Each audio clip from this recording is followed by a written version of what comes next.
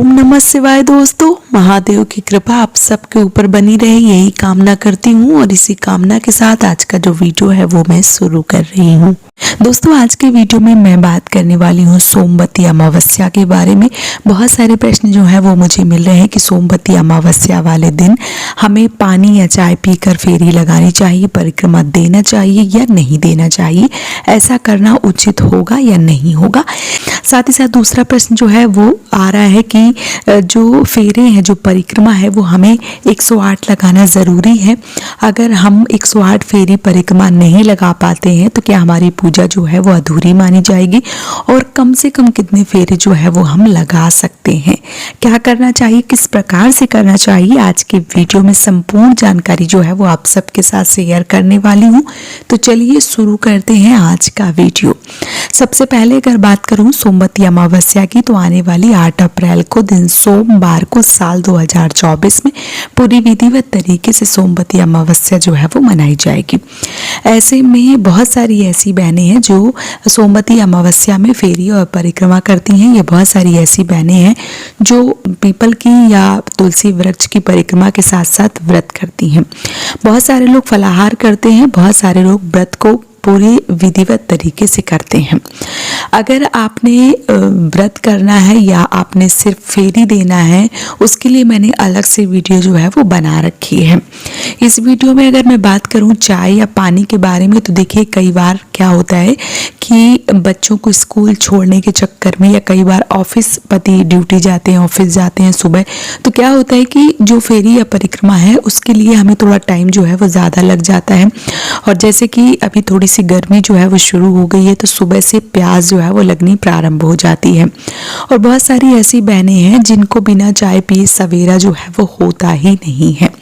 ऐसे में बहुत सारी बहनों के ये प्रश्न आ रहे हैं कि दीदी, अगर हम सोमवती अमावस्या में फेरी या परिक्रमा देते हैं तो क्या हम चाय या पानी पी सकते हैं या नहीं पी सकते हैं? हमें इसके बारे में संपूर्ण जानकारी जो है वो आप दीजिए।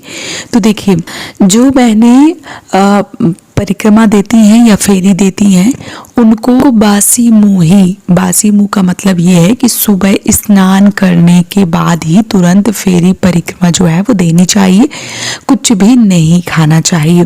क्योंकि जब हम व्रत करते हैं तो हम पहले स्नान करके ही जो पूजा है वो शुरू करते हैं, उसके बाद फलाहार इत्यादि जो है वो करते हैं। तो ठीक उसी प्रकार से सोमवती अमावस्या में भी आपको बासी मुंह ही फेरी परिक्रमा जो है वो लगानी चाहिए। आपको कुछ भी ग्रहण जो है वो नहीं करना चाहिए। बहुत सारी ऐसी बहनें हैं जो प्रेग्नेंट हैं, गर्भावस्था में हैं, और उनको ऐसा लगता है कि हमें प्यास जो है वो बहुत जल्दी लग जाती है, तो क्या हम पानी पी सकते हैं?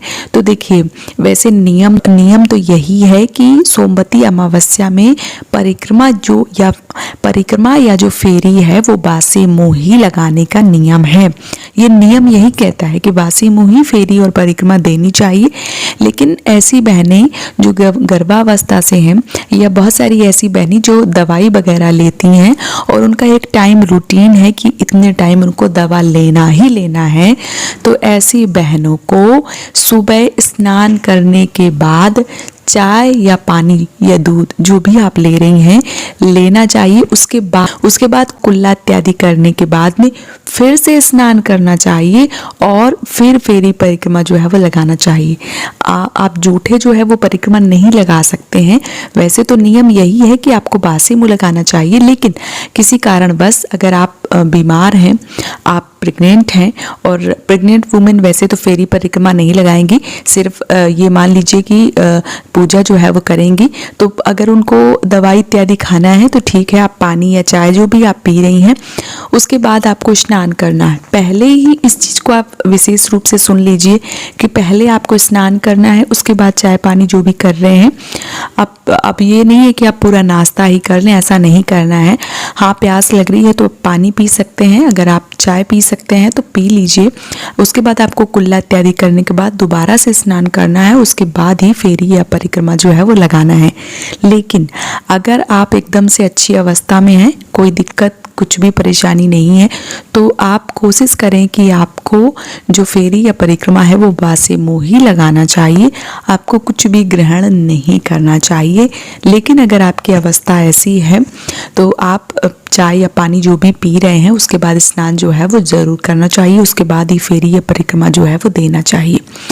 अब बहुत सारी ऐसी बहनें जो एकदम से ठीक हैं लेकिन फिर भी उनको देर हो जाती है और उनको लगता नहीं हम चाय पी लेंगे उसके बाद फेरी या परिक्रमा लगाएंगे, तो उन बहनों से मेरा यही निवेदन है कि सुबह थोड़ा जल्दी उठ जाइए, सारा जो काम काज है वो जल्दी से निपटा लीजिए और जब प्यास लगने का टाइम आता है उस टाइम तक आपको पूजा या फेरी परिक्रमा जो है वो लगा लेना है ताकि प्यास और भूख जो है वो ना लगे, उससे पहले ही आपकी पूजा जो है वो संपूर्ण हो जाए।